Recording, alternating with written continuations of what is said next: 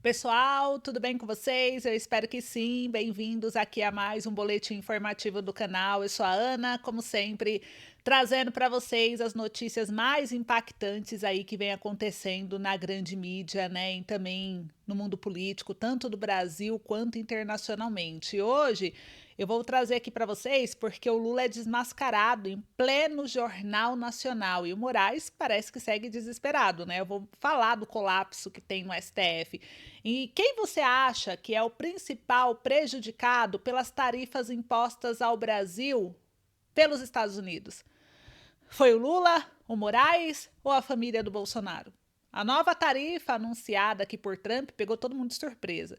E o prejuízo já está batendo a porta dos brasileiros. Mas o mais chocante de tudo é que Lula foi desmascarado em pleno Jornal Nacional. Eu estou aqui com a matéria e vou compartilhar com vocês daqui a pouquinho. O que precisa ser mais, o que parecia ser mais uma entrevista tranquila, como a gente está vendo aqui, virou um verdadeiro desastre ao vivo. Enquanto o Brasil tentava manter relações diplomáticas sólidas, Trump não perdoou. Anunciou tarifas sobre produtos estratégicos brasileiros com impacto brutal em nossa economia. E sabe o que é pior? A resposta do governo Lula foi confusa, contraditória, cheia de especulações, de desculpas esfarrapadas. O povo está a pagar a conta enquanto os culpados jogam a responsabilidade uns aos outros. E é uma velha política a funcionar, né? E você precisa saber quem realmente errou nessa história, então vamos fazer essa análise juntos aqui.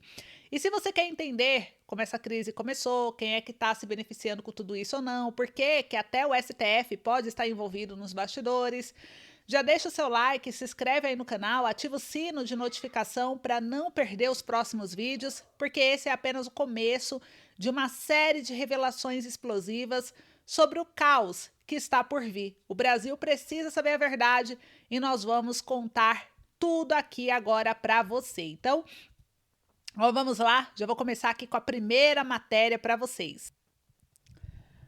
Olha só que interessante, né, amigos? Saiu aqui no jornal Metrópolis desconstruindo Lula no Jornal Nacional. Gente, essa matéria mostra na entrevista do Jornal Nacional para falar sobre o tarifaço do Trump.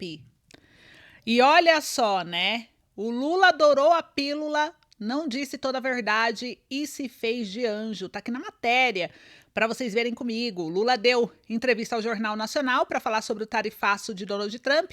É sempre doloroso ouvir o seu mal português. Aliás, Lula costuma acrescentar erros de concordância propositais quando está precisando de apoio popular. Ontem ele caprichou, vou corrigir os erros nas transcrições de trechos.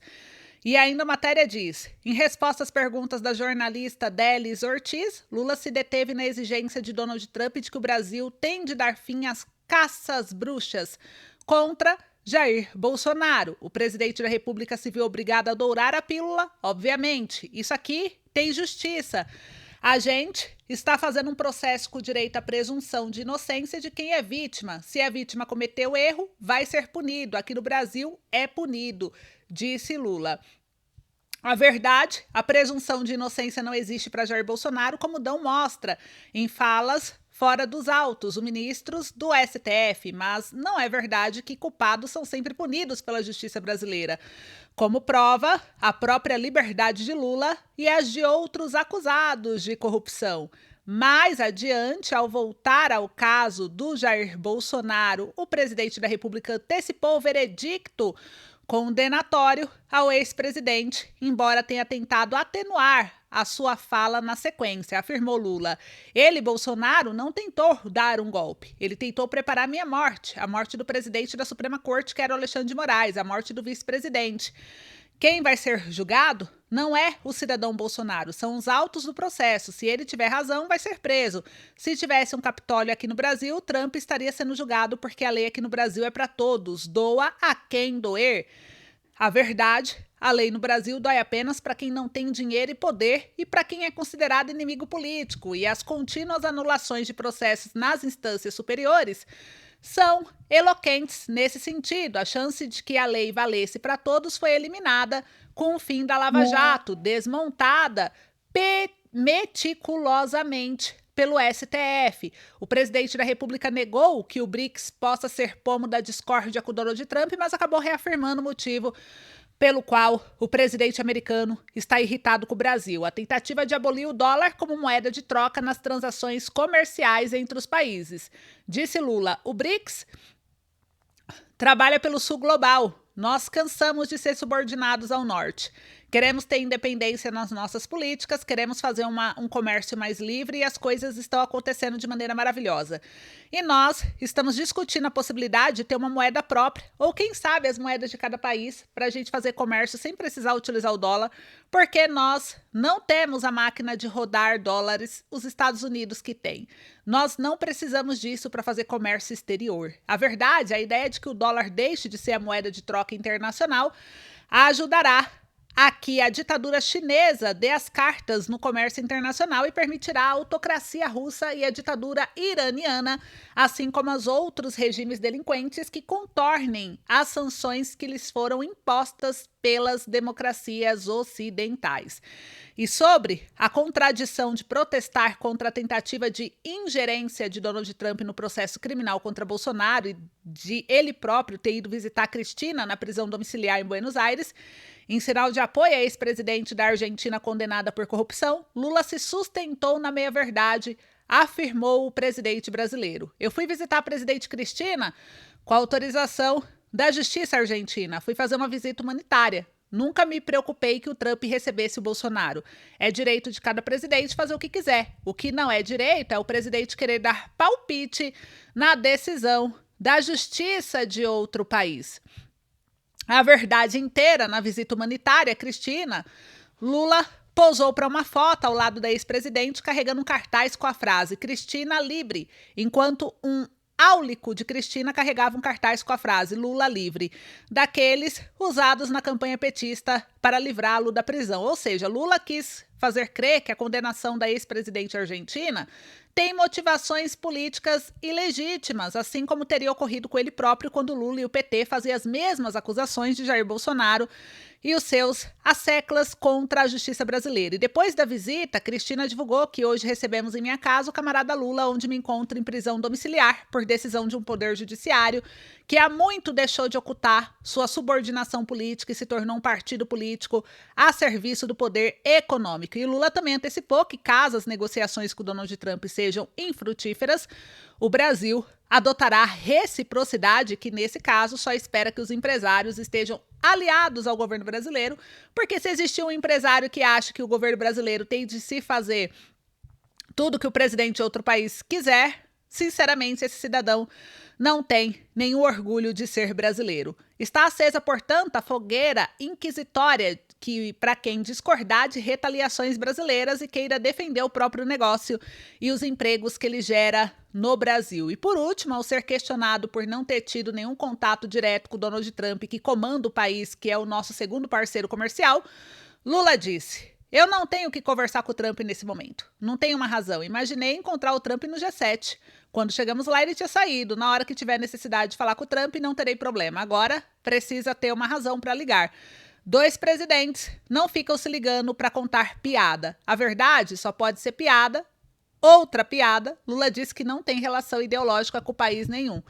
É um anjo. Olha só isso, que interessante. Eu quero ouvir de vocês aí o que vocês pensam a respeito, né, desse caso, desse acontecimento aqui, no caso de Lula, gente. Porque assim, né, a gente viu que na edição do Jornal Nacional, o presidente Lula culpou Bolsonaro pela alta tarifa de 50% imposta pelos Estados Unidos, o que ele não tem dúvidas. O que é central para entender a crise é sua própria retórica beligerante desde o início do mandato. Lula vem ameaçando abandonar o dólar, criar uma moeda própria para o BRICS, cutucar os Estados Unidos. Agora, quando surge uma resposta retaliatória, ele encena o papel da vítima. Bom moço, injustiçado, massacrado por quem não suporta a autonomia brasileira. É o retrato de um governo que inicia conflitos e, ao receber uma ocorrência, se isola como inocente, né? O Lula insiste na idade de fortalecimento do BRICS e na criação de uma moeda alternativa ao dólar. Tema que, segundo ele, preocupa inclusive o presidente Trump, que ameaça aí, né, essas tarifas justamente por enxergar nisso uma ameaça à economia americana. No entanto, ele se apresenta como vítima no Jornal Nacional, omitindo que foi justamente sua postura agressiva de desdolarização e ruptura econômica que pode ter desencadeado uma retaliação tarifária e agora chama toda a culpa de Bolsonaro. E esse tipo de discurso é recorrente no atual governo, né? Lula gera conflitos com declarações fortes e depois se isenta. Eu só defendo o Brasil, diz ele. Mas o conflito envolve consequências e o Brasil sente no bolso com a fuga de investidores, aumento de custo de importação. Ao omitir o histórico dele, ele reduz a responsabilidade do executivo, deslocando o foco para uma suposta ingerência externa e dificultando o diálogo com o Congresso, a sociedade, os mercados, né? Então, o mercado apresenta aí que as bolsas caíram, o dólar subiu, o agronegócio e a indústria foram afetados e o governo disfarça nas ondas da narrativa heróica. A diplomacia fica fragilizada, em vez de buscar entendimento, Lula insiste em retóricas militantes e os Estados Unidos reagem com barreira comercial. Então, o ciclo de provocações e desculpas, né? A gente vê aí essa fala inflamada sobre romper com o dólar. Aí a gente vê, né? O Trump anuncia tarifas, ameaça mudar, transforma aí numa guerra comercial. Lula se apresenta como injustiçado, não menciona a sua própria culpa. Mantém o tom de bravura, retóricas de BRICS forte e autonomia, repetindo o erro. O que deveria acontecer? Talvez, quem sabe, reconhecimento das consequências reais da retórica inflamada? Assuma que provocações diplomáticas trazem efeitos econômicos tangíveis? Um diálogo diplomático, o plano real de compensação à economia nacional, né, em vez de discursos heróicos. Então, transparência completa no discurso presidencial, o eleitor merece ver o processo completo, não apenas o desfecho dramático, né? Então, a gente vê que o Lula construiu crises, mas ele foge da responsabilidade quando elas estão aí, batendo a porta. Então, não passa de bom moço só, quando convém. Esquece que seu estilo agressivo no exterior tem reflexo no que acontece em casa. E isso não é liderança, é o espetáculo, né? Quem paga a conta somos nós brasileiros, nas bolsas, nas indústrias, no dia a dia, né? Então, se queremos um país sério, precisamos de líderes que aceitem riscos e consequências dos próprios atos. E aí, o que você acha sobre isso? Enquanto isso, olha só uma outra matéria que saiu aqui, ainda falando sobre esses pontos, que foi o Eduardo Bolsonaro aqui no R7. E isso gerou uma repercussão também muito grande, né? Deixa eu mostrar para vocês aqui a respeito do Eduardo Bolsonaro. Quer ver? Trazer aqui para vocês. Ó, Eduardo Bolsonaro chama a taxa de 50% dos Estados Unidos de tarifa morais e pede anistia em troca. Parlamentar disse que situação tende a se agravar caso autoridades não adotem saída institucional. Então, o deputado federal licenciado Eduardo Bolsonaro classificou aí as novas taxas de 50% impostas pelos Estados Unidos sobre produtos brasileiros como tarifas morais, em referência ao ministro do STF, Alexandre de Moraes. E a partir de 1º de agosto, empresas brasileiras que desejarem acessar o maior mercado consumidor do planeta estarão sujeitas ao que se pode chamar de tarifa morais, escreveu o deputado em nota conjunta com o economista Paulo Figueiredo. E no documento em que Eduardo Bolsonaro assina como deputado exilado, ele defende as ações do presidente americano, Donald Trump, destacando que elas mostram que o Brasil está se afastando de forma deliberada dos valores e compromissos que compartilha com o mundo livre. Então, para o deputado, o Brasil se distanciou de valores como respeito aos direitos humanos, ao devido processo legal, à liberdade de expressão, de imprensa, a realização de eleições transparentes com ampla participação da oposição. E o parlamentar pediu que as autoridades brasileiras não escalem um conflito e que adotem uma saída institucional restaurando as liberdades. Ele pediu anistia ampla, geral e restrita, liderada pelo Congresso Nacional. E cabe ao Congresso liderar esse processo, começando com uma anistia ampla, geral e restrita, seguida de uma nova legislação que garanta a liberdade de expressão, especialmente online. E a responsabilização dos agentes públicos que abusaram do poder, afirmou. Então, para o deputado, sem tais medidas urgentes, a situação tende a se agravar, especialmente para certos indivíduos e seus sustentadores. Em março desse ano, Eduardo Bolsonaro se licenciou do mandato para ficar nos Estados Unidos e articular sanções ao ministro Alexandre de Moraes. E eu quero saber de vocês, isso daqui a gente percebeu que dividiu muito a internet, né? Essa situação, esse posicionamento aí do próprio Eduardo Bolsonaro. Então, a gente vê que o Eduardo Bolsonaro chama a tarifa de Moraes. O que vocês acham disso? Quem será que tem razão aí nessa história, né? A gente vê os aspectos positivos e negativos da tarifa americana. Os positivos, pressão diplomática e estratégica, porque a medida expõe o descontentamento dos Estados Unidos com as ações políticas brasileiras, né?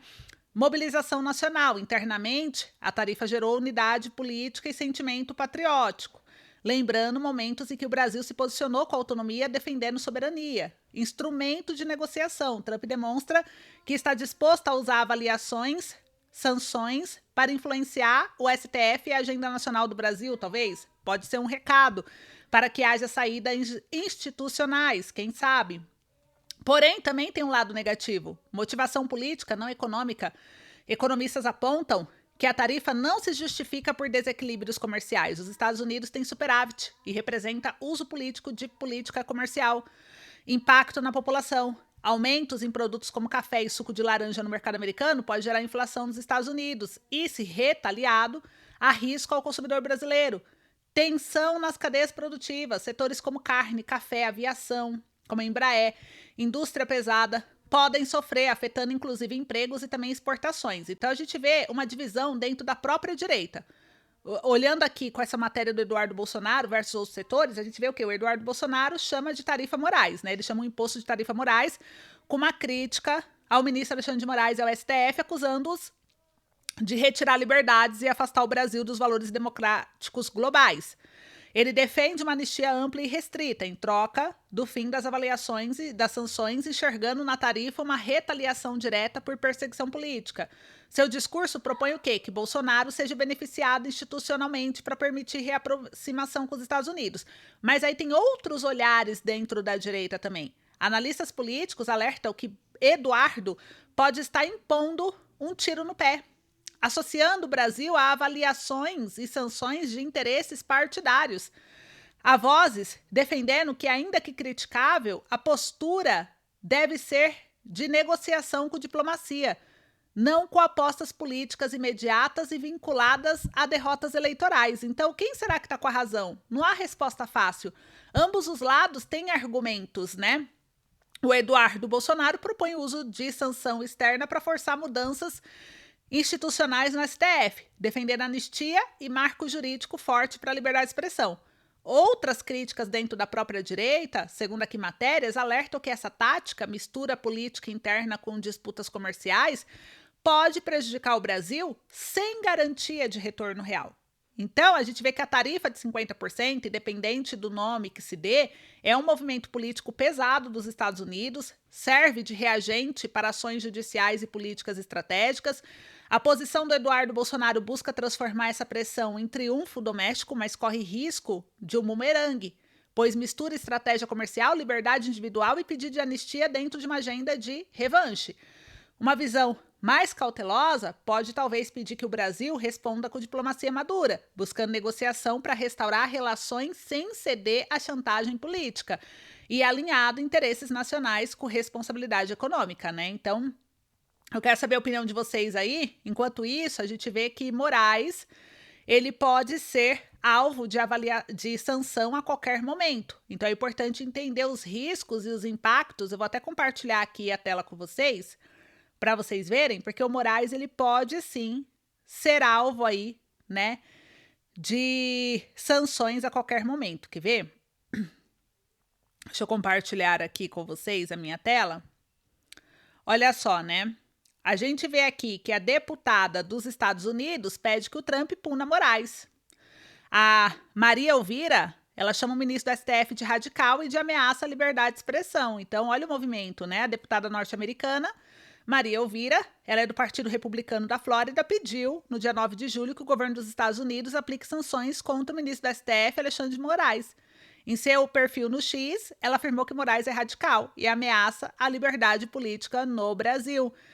E aqui é uma matéria muito grande, eu não vou ler ela inteira aqui para vocês, para o vídeo não ficar tão grande, mas eu vou resumir aqui o meu entendimento e eu quero saber se vocês pensam da mesma forma ou não, né? Essa lei global aqui, ela permite o quê? Que o governo dos Estados Unidos impõe algumas sanções a autoridades estrangeiras envolvidas em corrupção grave ou em sistemas que invadem a questão do sistema de direitos humanos. Isso inclui bloqueio de contas, de bens em solo americano, a impossibilidade de entrada no país sem necessidade de processo judicial, apenas decisão administrativa baseada em relatórios, imprensa ou investigações de ONGs. E por que Moraes foi apontado, né? Quando a gente lê toda essa matéria, que aí depois vocês podem pesquisar e ler também, parlamentares republicanos, como a Maria aqui, né? E também o Rich lá também, enviaram cartas ao governo do Trump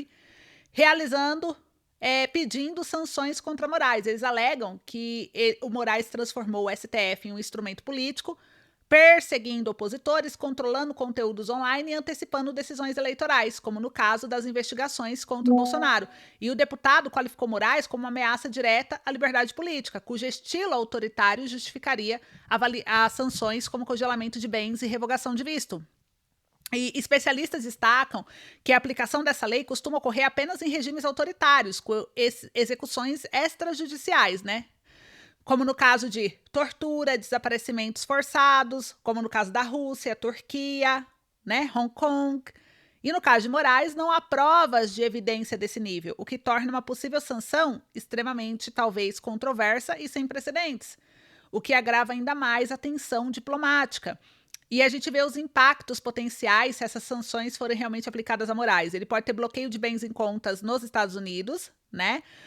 Banimento de visto, reverberações institucionais, que são plataformas e empresas americanas que mantêm relação com o Brasil, poderiam se retroceder em decisões judiciais comandadas por Moraes, temendo represálias. Então a gente vê aí que a pressão pelas sanções, né, é um tema bem frágil. Entre soberania, sobre responsabilidade internacional, o Brasil poderia reagir intensificando o discurso anti-americano, criando um ambiente ainda mais polarizado e arriscando acordos estratégicos bilaterais também. Então, as redes conservadoras, como no caso Elon Musk e aliados de Trump, já demonstraram apoio à iniciativa, o que amplia o debate para além de Brasília.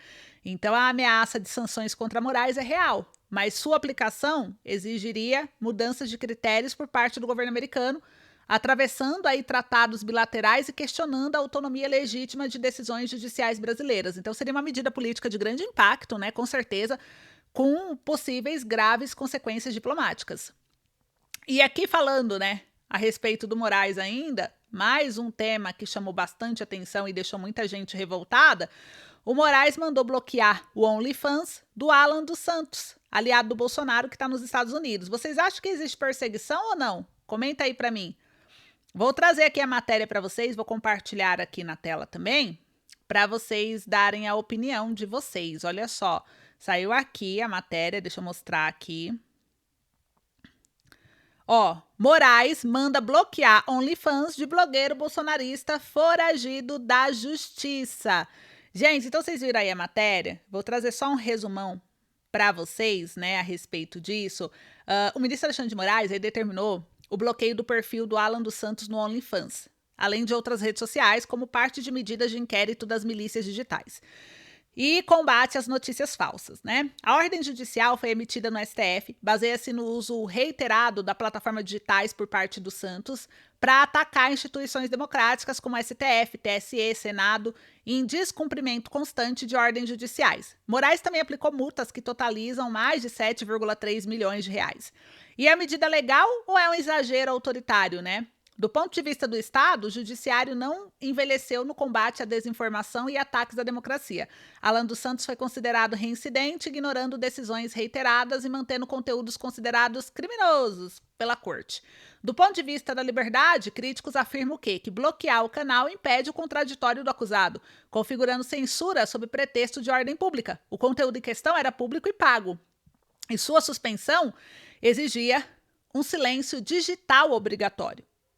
O bloqueio de perfis na internet pelo STF não é um caso isolado. Casos anteriores, como no Monark, Daniel Silveira, já envolveram remoções rápidas de perfis sob justificativa de discurso de ódio ou intencionalmente golpista. Isso alimenta o debate. Será que o judiciário está agitado com o poder desequilibrado, participando como censor, legislador e juiz simultaneamente, né? O Alan dos Santos, dentro desse contexto, para o STF, o Alan dos Santos faz parte de um grupo que tentou deslegitimar eleições, criar milícias digitais, financiar campanhas de desinformação. Seu perfil no OnlyFans, por mais incomum que pareça, tinha circulação ampla e impactante, o que motivou a corte a incluí-lo nas sanções. A decisão associa a continuidade de conteúdos ao risco democrático, mas ainda não está claro quais publicações específicas provocaram uma intervenção dessa.